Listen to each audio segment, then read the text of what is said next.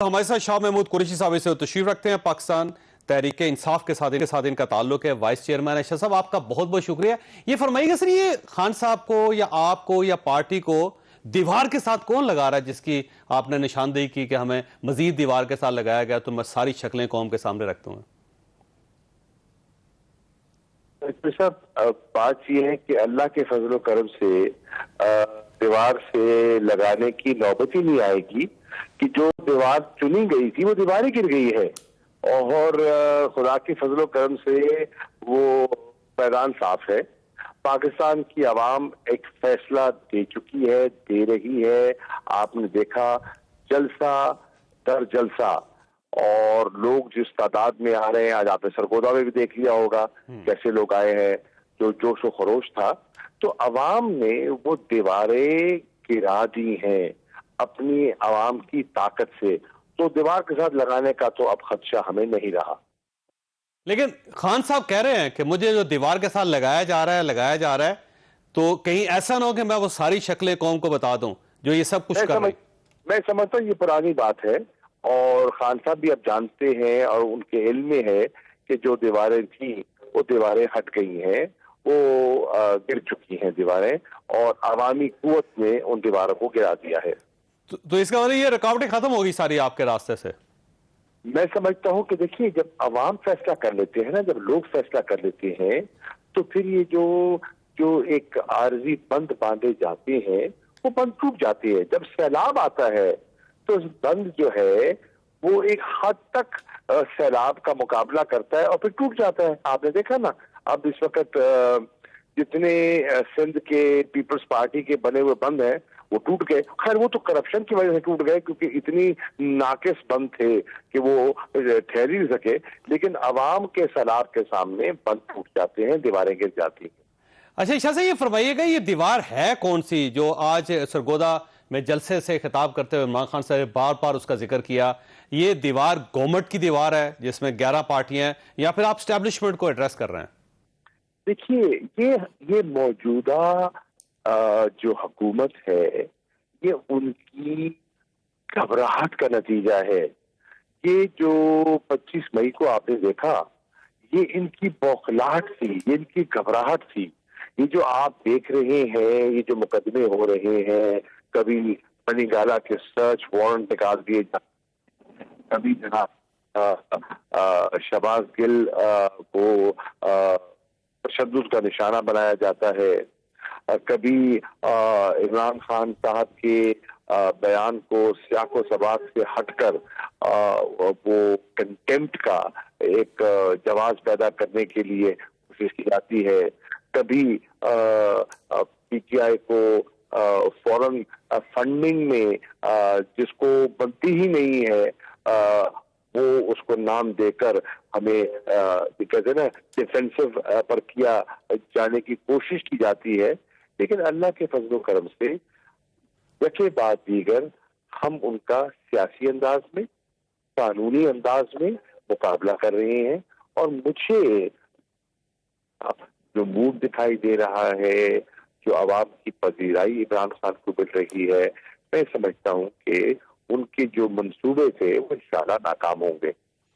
अच्छा खान साहब, ये फरमाइएगा कि आज जो इमरान खान साहब ने ये कहा कि मैंने जो वीडियो टेप बनाई है उसमें मैंने 4 लोगों का जिक्र किया है कि अगर मुझे कुछ हो गया या मुझे रास्ते से हटा दिया गया तो उन 4 लोगों को कौम नहीं छोड़ेगी। वो 4 लोग कौन है, आपको कुछ अंदाजा है? वैसे देखिए, मेरे में नहीं है।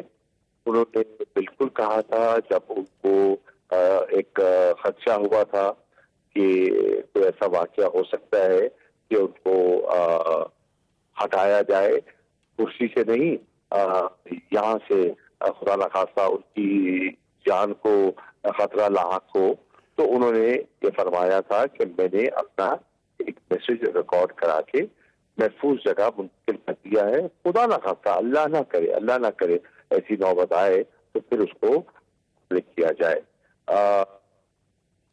लेकिन सर आज जो है ना एक शिफ्ट भी है उनकी बात में। पहले वो ये टेप का जिक्र करते थे, लेकिन उन्होंने 4 लोगों का जिक्र पहली बार किया, और फिर अब जो बार बार ये कह रहे हैं कि अगर मुझे दीवार से लगाया गया तो मैं वो बता दूंगा नाम, यानी कि अगर वो हयात हो तब भी वो बता देंगे कौम को। میں عرض کر رہا تھا کہ یہ جو بجلی کے بل آئے ہیں، جو لوگوں پہ بجلی گری ہے اور لوگوں کی چیخو پکار ہے، اس نے ان کے سارے منصوبے ملیہ میٹ کر دیے ہیں۔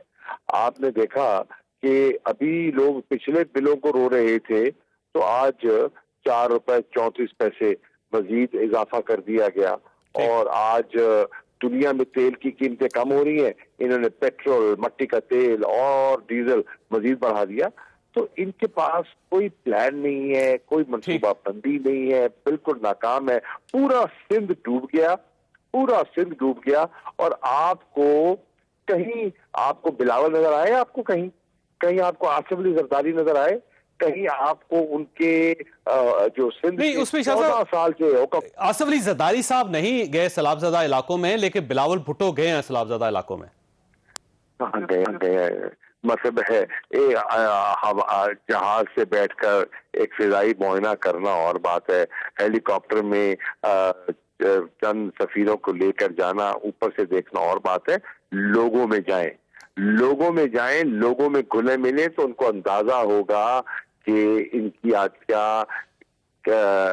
آج کیا پذیرائی ہے لوگوں میں۔ آج سندھ میں لوگ ان کے بارے میں کیا گفتگو کر رہے ہیں۔ آج سندھ میں لوگ پیپلز پارٹی سے کتنے مایوس، نا امید ہو چکے ہیں۔ ان کی گورننس اور ان کی کرپشن کے بارے میں لوگ کتنے نالاں ہیں۔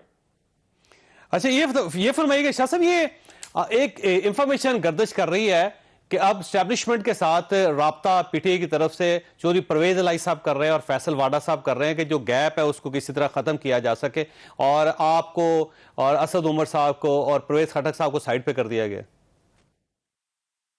دیکھیے، پرویز الہی صاحب ہمارے حلیف بھی ہیں، ہمارے دوست بھی ہیں، ہمارے بھائی ہیں، ہمارے منتخب وزیر اعلیٰ ہیں، ہمیں ان کا بے پناہ احترام ہے۔